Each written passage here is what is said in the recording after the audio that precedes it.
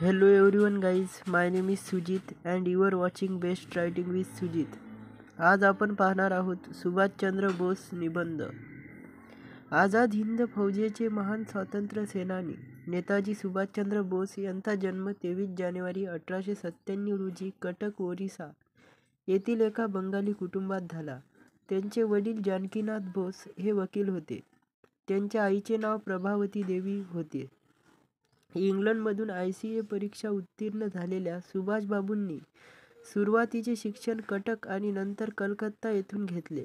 नागरी सेवा परीक्षा उत्तीर्ण झाल्यानंतर ब्रिटिश सरकारच्या उच्च पदांवर काम करण्याऐवजी नेताजींनी भारताच्या स्वातंत्र्यासाठी घर सोडले. या प्रचारासाठी त्यांनी काँग्रेसचे सदस्यत्व घेतले. अतिरेकी विचारसरणी असलेल्या नेताजीचा गांधीजींवर वैयक्तिकरित्या खूप प्रभाव होता, परंतु गांधीजींच्या अहिंसक आंदोलनाच्या धोरणाला आणि स्वातंत्र्य चळवळीसाठी आवाहन करणाऱ्यांमध्ये सुभाषचंद्र हे आघाडीवर होते.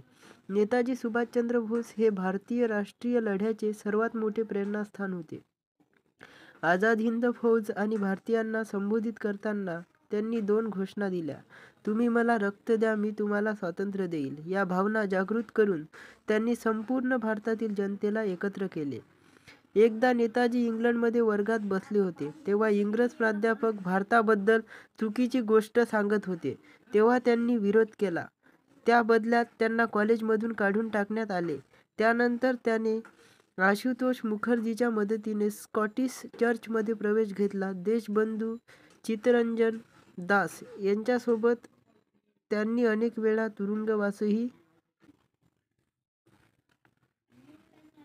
तुरुंगात त्यांची तब्येतही अनेकदा बिघडली, पण ते आपल्या ध्येयापासून दूर गेले नाही. दुसऱ्या महायुद्धात नेताजी भारत सोडून जर्मनीला गेले.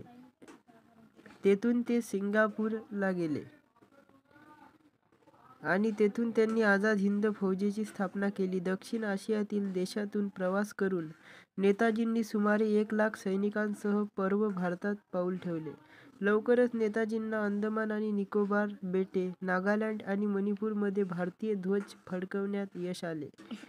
भारताच्या स्वातंत्र्य लढ्यात सर्व नेते आणि संघटनांपेक्षा नेताजी आणि त्यांच्या सैन्याचे सर्वात महत्त्वाचे योगदान होते. 18 ऑगस्ट 1945 रोजी त्यांचा मृत्यू विमान अपघातात झाला असे म्हटले जाते. नेताजींच्या मृत्यूमुळे सरकारवर वेळोवेळी दबाव टाकण्यात आला.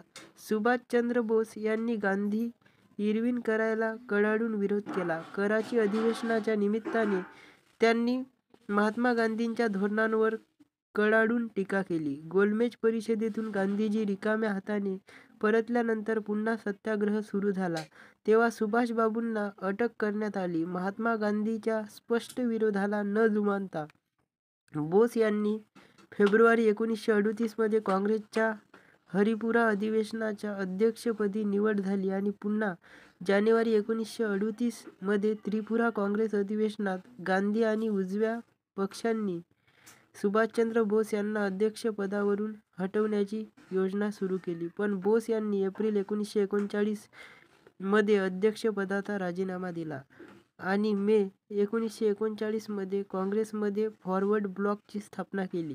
दुसरे महायुद्ध 1939 मध्ये सुरू झाले. यावेळी बोस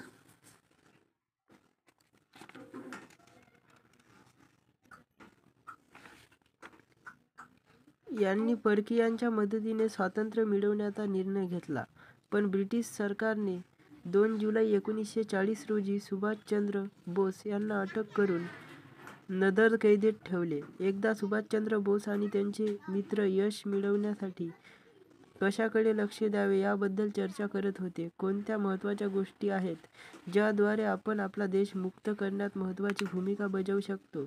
तर अशा प्रकारे सुभाषचंद्र बोस हे महान देशभक्त होऊन गेले.